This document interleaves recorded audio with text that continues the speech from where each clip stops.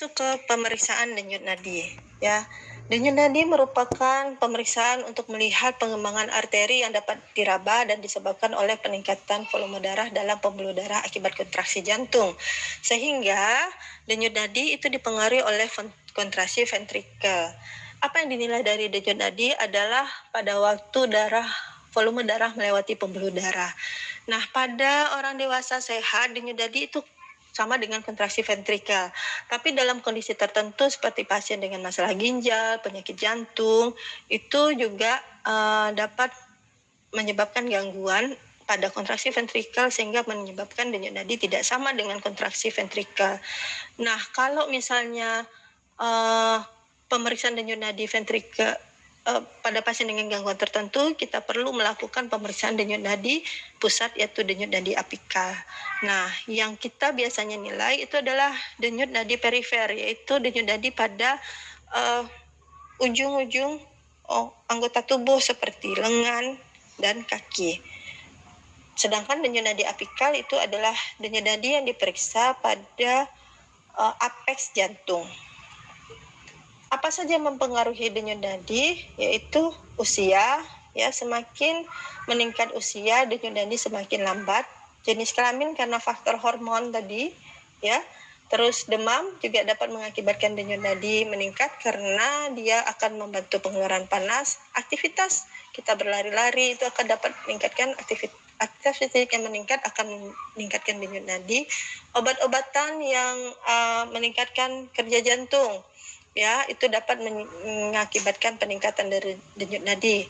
Cairan yang kurang itu akan menyebabkan denyut nadi meningkat. Stres, ya, hormon pada saat stres, hormon adrenalin, epinefrin dan norepinefrin itu akan meningkat sehingga akan meningkatkan denyut nadi.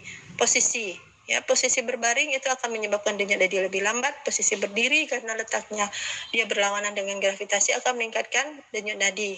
Ya, kenapa? Karena butuh usaha. Dan penyakit jantung, penyakit pernapasan, serta penyakit ginjal yang terkait dengan cairan akan menyebabkan gangguan pada denyut nadi pasien.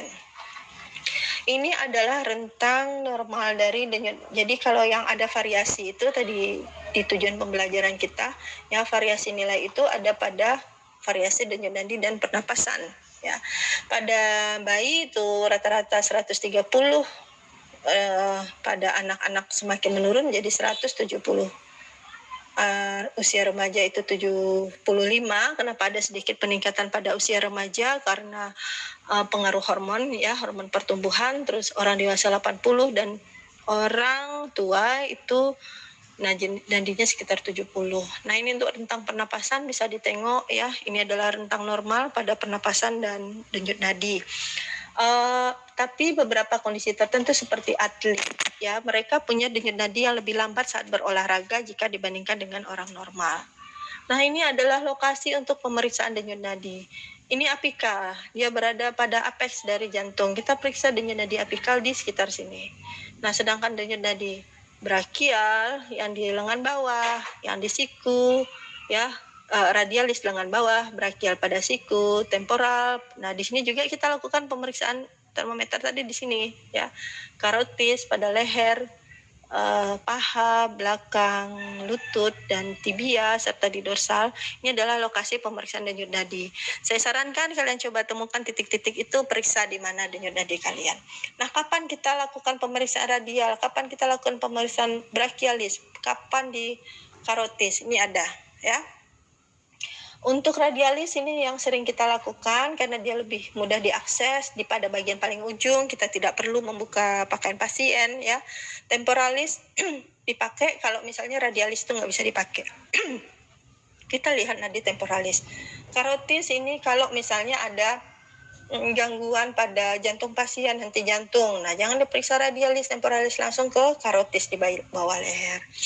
Denyut nadi apikal ini diperiksa pada anak-anak yang berusia di bawah 3 tahun. Terus kalau misalnya ada gangguan pada denyut nadi perifer. Brachial, femoral, popliteal, brachial ini diperiksa pada waktu pemeriksaan tekanan darah. Sedangkan denyut nadi pada bagian bawah itu diperiksa kalau misalnya ada penilaian terhadap sirkulasi pasien. Pemeriksaan denyut nadi itu dilakukan dengan cara palpasi dan auskultasi. Palpasi itu dengan cara meraba 3 jari pada bagian punggung jari, dan auskultasi dilakukan untuk pemeriksaan denyut nadi apikal. Perabaan dilakukan 3 jari tengah, yaitu telunjuk, tengah, dan bagian jari manis. Yang diperiksa adalah jumlah, irama, volume, elastisitas dinding arteri. Nah, mungkin untuk kalian yang paling penting diperiksa itu jumlah dan irama. Kapan pemeriksaan denyut nadi apikal diperlukan? Kalau terjadi gangguan pada nilai nadi perifer.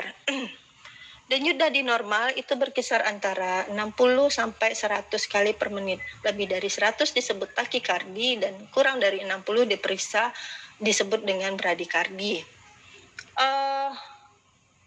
Kalau misalnya pasiennya bradikardi atau takikardi, kita lanjut ke pemeriksaan denyut nadi apikal. Selain frekuensi denyut nadi, tadi saya bilang irama juga perlu dilihat. Irama itu bagaimana jarak antara satu denyut dengan denyut lainnya. Sama, kalau sama kita sebut dengan regular. Ya, kalau misalnya nggak sama, misalnya tek, tek, tek, tek, tek, tek, tek, tek. Nah, itu kita bilang tuh gangguan irama pada nadi. Maka kita perlu lakukan pemeriksaan denyut nadi apikal, dan kemungkinan ada masalah pada konduksi listrik, hantaran listrik pada jantung, kita minta untuk pemeriksaan EKG. Nah, disinilah perawat berperan dalam melakukan monitoring ya, tanda-tanda vital. Apa tindakan selanjutnya ya? Kalau misalnya kita ketemu pasien iramanya terganggu, kita minta untuk pemeriksaan EKG. Gangguan irama bisa berbentuk disritmia atau aritmia. Disritmia itu dia ada ketidakteraturan irama ya, tek tek tek tek tek tek tek tek gitu. Itu dibilang disritmia. Sedangkan aritmia itu bisa hilang satu iramanya. Tek tek tek tek tek tek. Ya, itu disebut dengan aritmia. Jadi ada beberapa saat di mana tidak terdapat denyut nadi. Kalau misalnya ada kelainan, kita bandingkan di kedua sisi, dan prosesnya kalau teraba pada distal itu bagian paling jauh tubuh. Jadi kalau pada radialis sudah teraba, berarti sirkulasi yang di atasnya itu tidak ada masalah. Tapi kalau misalnya radialis tidak teraba, kita pindah ke brachialis. Kalau brachialis tidak teraba, kita pindah ke karotis gitu. Dari bagian paling jauh ke bagian paling dekat. Nah, ini adalah cara untuk pemeriksaan denyut nadi ya. Ini radialis, brachialis, dan ini karotis. Ini tibia dan popltea.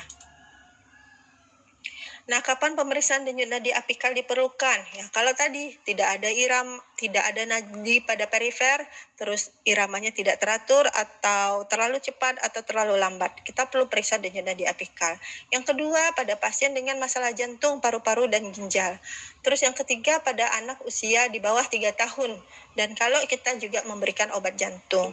Nah, denyut nadi apikal itu diperiksa pakai stetoskop. Makanya sering kalau dokter mendengarkan suara jantung pakai stetoskop, yang diperiksanya itu pada titik pemeriksaan denyut nadi apikal.